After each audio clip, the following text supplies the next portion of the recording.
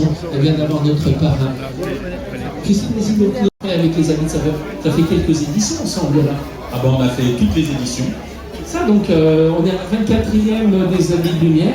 Voilà, bah, je crois qu'on doit être à la 22e d'Habits de Saveur. Hein. Ça n'a pas démarré la première année. C'était l'initiative de Vincent, je crois, au bout de 2 ans.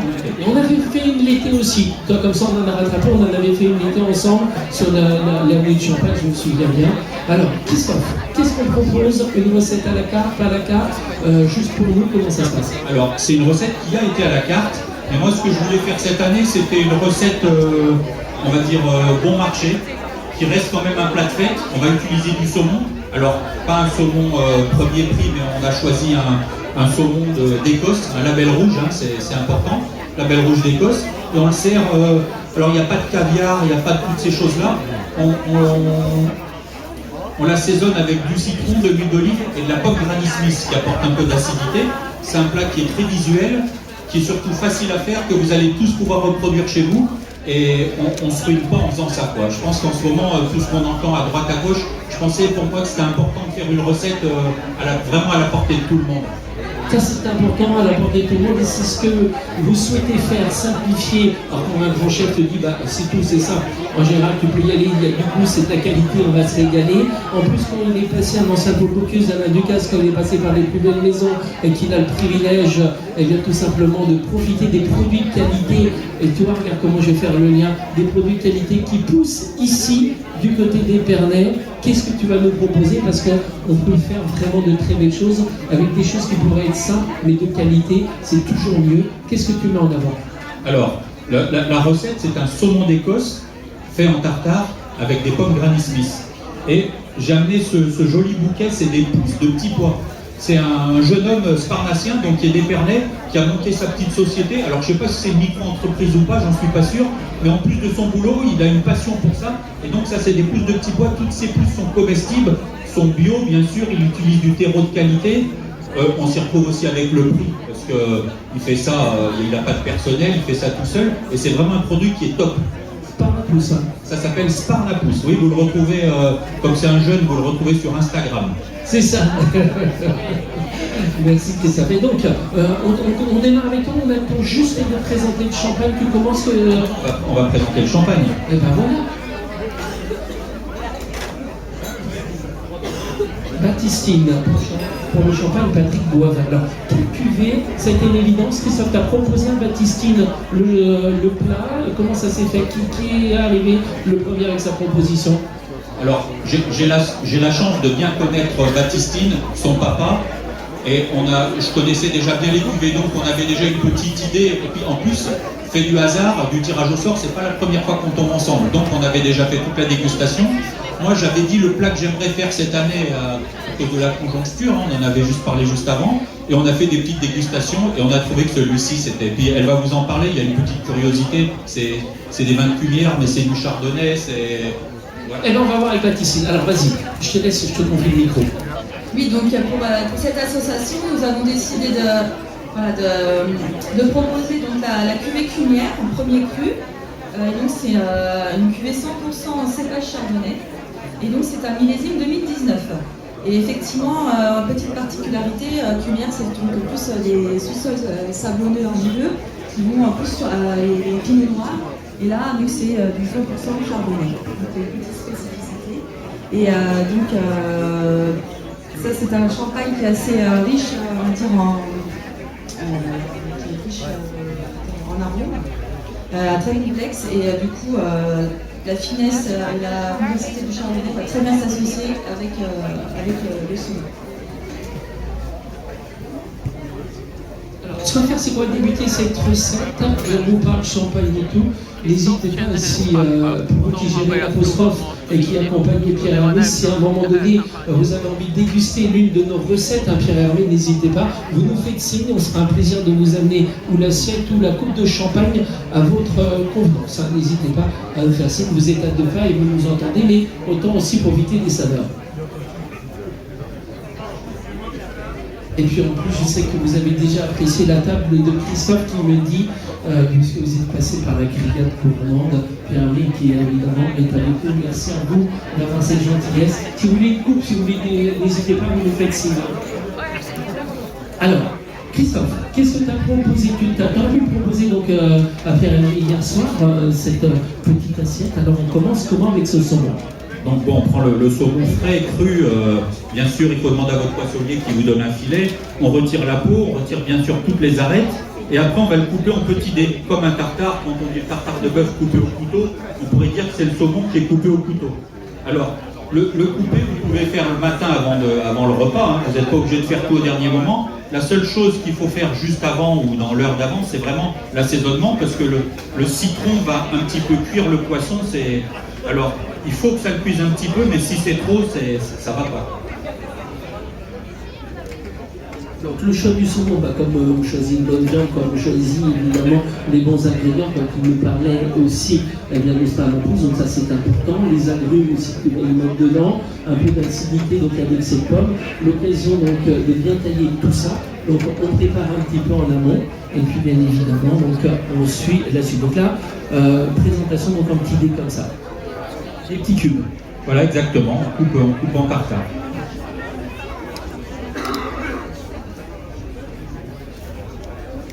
Ça se passe comment du côté de la grillade gourmande? C'est un instant de pause, un instant... Oui, c'est un instant de pause pour le restaurant. Et nous, on va aller fêter Noël et Jour de l'An dans notre ville natale à Lyon.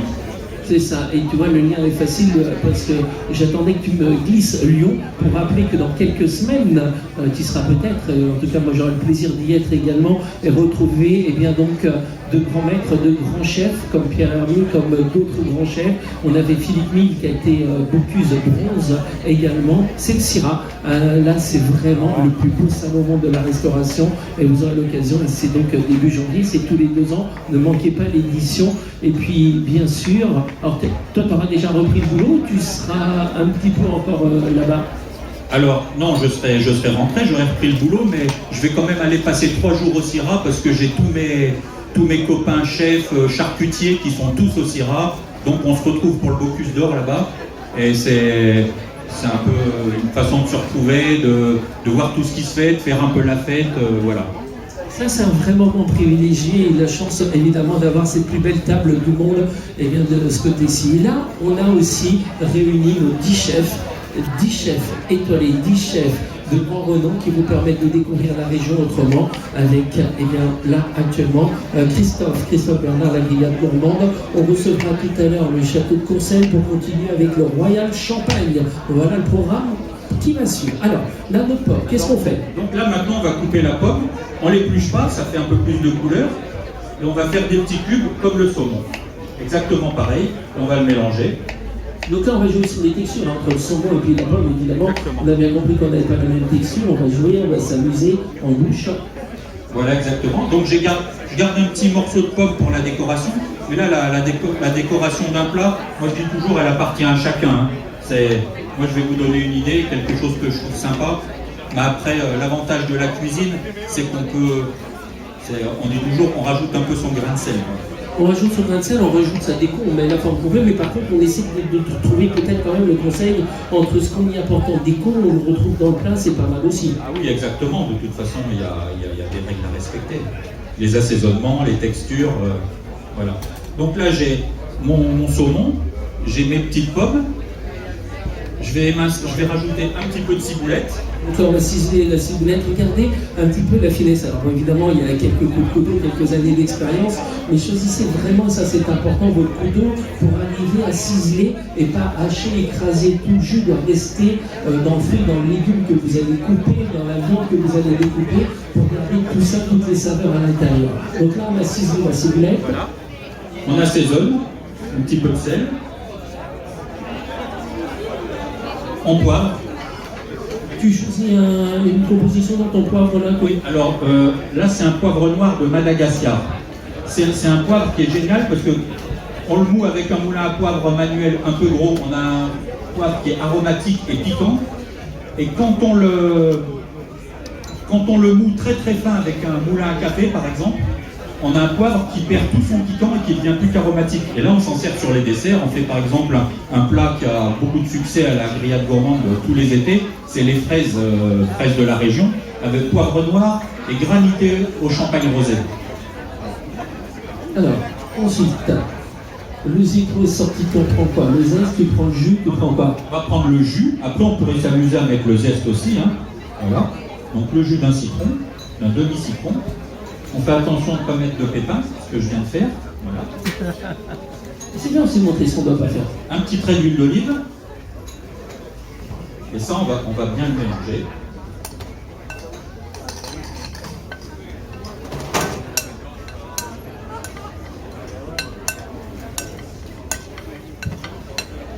Alors après, il va y avoir donc le dressage, on va rappeler à ce moment-là bien sûr le champagne qui est associé à ici, donc on a donc le champagne que je te laisse mélanger tout ça, on rappelle. Ah, donc c'est la cuvée Cumière premier cru, donc 100% chardonnay, millésime 2019. Donc ce champagne, voilà, c'est une texture crémeuse, avec des belles fines, des belles bulles bien fines, et du coup avec des arômes d'agrumes et de pommes vertes, donc ça va très bien s'associer avec le saumon et la pomme Granny Smith. Et est-ce qu'on pourrait mettre ici une question, hein, le mettre par exemple avec un dessert où il y a de l'agrumes, on retrouve un des desserts de Vincent Dallet, on retrouve un dessert proposé pourquoi pas pâtisserie végétale de Pierre Hermé avec un classique où on a un peu d'agrumes, où on a des saveurs comme ça, il se marierait ce champagne ou pas, ou ce serait juste une erreur de ma part? Non, du coup là c'est vrai que c'est un champagne très frais et vif, et donc ça s'associerait aussi très bien avec les desserts. Eh bien alors, on va s'intéresser au montage, au dressage.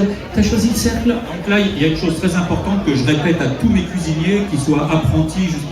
Un cuisinier doit goûter tout ce qu'il fait. Donc là, je viens de faire l'assaisonnement, sel, poivre, jus de citron, huile d'olive. Et là, il faut goûter. La cuillère dans la poche, c'est pas pour rien. Alors, je te laisse goûter, laisser revenir en arrière aussi. Là, on analyse un peu les goûts. Les choses primaires, le sel, le poivre, c'est parfait. L'acidité, il en faut, mais il n'en faut pas trop non plus. L'huile d'olive, on la sent arriver en fin de bouche. On a les textures, on a tout. Donc là, pour moi, c'est dommage, j'ai rien à rajouter. J'aime bien rajouter toujours un petit peu. Mais là, on ne va pas le faire juste pour vous faire plaisir. Donc là, on va dresser. Alors, l'occasion de retrouver. Et Christelle aussi, et déguste aussi après, pour dire justement, comme Jackie disait, elle n'est jamais d'accord avec moi, mais bon, ça se passe plutôt bien. Christelle et Coco, enfin Coco, c'est Corinne Loiset, c'est des grandes copines. Hein. À l'époque où elles fumaient, on les voyait jamais, on mangeait quelque part, elles étaient toujours en train de fumer dehors. Elles fument plus, du coup on les supporte un peu plus. Mais c'est vrai qu'elles goûtent. Alors avec nous, alors ça nous rend souvent, même si ça nous embête, ça nous rend service, mais elles sont souvent très critiques. Parce que voilà, c'est important, hein, et puis c'est une belle aventure que vous poursuivez depuis des années ensemble. Alors, là, l'idée, donc on monte directement en cercle. Là, le dressage, je vais le faire dans un cercle, parce que c'est le plus simple, on va l'aplatir, on va relever le cercle, on aura un beau cylindre. Après, si on veut s'amuser à faire des quenelles, on peut faire des quenelles. Si on veut le mettre sur une tartine de pain grillé, pain de campagne grillé au dernier moment, faire des petits toasts à l'apéritif, ça va très bien aussi. Je rappelle que cette recette, comme l'ensemble des recettes, elles sont à votre disposition sur les tables, elles sont à télécharger. L'occasion de vous régaler avec actuellement la grillade gourmande proposée par Christophe Bernard à 2 pas d'ici. Je ne vais pas trop insister, je pense que tu es complet sur le week-end. Oui, on est complet. Et que vous avez l'occasion donc de profiter. Et puis après, réouverture, donc fermeture, si j'ai bien vu, c'est du 22 décembre au 2 janvier, c'est ça? Exactement. Et l'occasion de retrouver, de réserver l'après-fête et retrouver donc ces tables et ces desserts raffinés aussi, parce qu'on parle des plats, mais les desserts sont plutôt pas mal aussi. Ah oui, alors nous on fait des desserts, on va dire plus de cuisiniers que de pâtissiers. On fait quand même un baba à la mandarine impériale, qui est un dessert quand même de pâtissier. Mais je pense que monsieur connaît bien, parce que quand elle sorti ça, il a fait Le monsieur qui se cache, c'est le papa de Baptistine, c'est le champagne Patrick Boivin. Vous avez Patrick Boivin juste en face de vous. Je crois qu'il la surveille, je sais pas, je le vois nous regarder. Moi, j'ai pas osé le dire, moi, mais bon. On se retrouvera ce soir avec les 3 domaines, justement. Elle s'en sort bien avec Christine, hein. On la garde, elle sera avec nous l'année prochaine. Du côté de la boutique, qu'est-ce qu'on propose au bar à champagne? Juste avant de terminer, laisse finir, on a l'occasion de parler du bar à champagne. Vas-y. Juste 30 secondes. Là, je vais émincer finement le petit morceau de pomme que j'avais gardé pour faire un petit éventail. Et on va finir avec notre petite pousse de petits pois de la maison Sparnapous. Un petit filet d'huile d'olive, de la fleur de sel et c'est terminé. Et quand un chef te dit ça, c'est terminé, tu sais que tu vas te régaler. Ça, il n'y a pas de souci. Baptiste, qu'est-ce qu'on a du côté du bar à champagne à faire découvrir avec cet espace? C'est loin, avenue de Champagne, les 3 domaines, l'occasion de vous retrouver avec, il y a Papa qui est là, donc attention. Alors, les 3 domaines, en fait, c'est une association avec 3 vignerons. Donc, à Champagne-Patrick-Boivin, il y a Champagne-Vincent-Tessula et Champagne-Jeanne-Nissan-Varon. Et en fait, dans cet espace de dégustation, tout simplement, il y a eu trois champagnes. Donc, on déguste des trilogies. Donc, on a des trilogies des couverts, de blanc, de noir, rosé, ou des cuvées un petit peu plus haut de gamme. Et donc, avec ces champagnes, donc, on a décidé d'associer aussi des producteurs locaux. Donc, on peut déguster du fromage, d'un prochain fromage, ou des petites verrines, aussi de la maison Jonge, ou des choses comme ça. Mais c'est vraiment que des producteurs ou des commerçants locaux. Voilà. Donc, on est heureux de vous accueillir tout ce week-end le 3 novembre. Et oui, et dimanche, prix aussi, lorsque vous allez pouvoir profiter évidemment de cette belle parade automobile, la plus belle du Grand Est, mais aussi du point de vue national. Christophe, il travaille, il décore, il y va. Alors, tu as rajouté, donc, on a la pomme, tu as rajouté des petites jeunes pousses, donc de Sparnapous. Voilà. Là, je vais mettre juste un petit tour d'huile d'olive tout autour pour faire un petit peu par-dessus. Et toujours pour exciter un peu toutes les saveurs, on finit avec quelques grains de fleur de sel.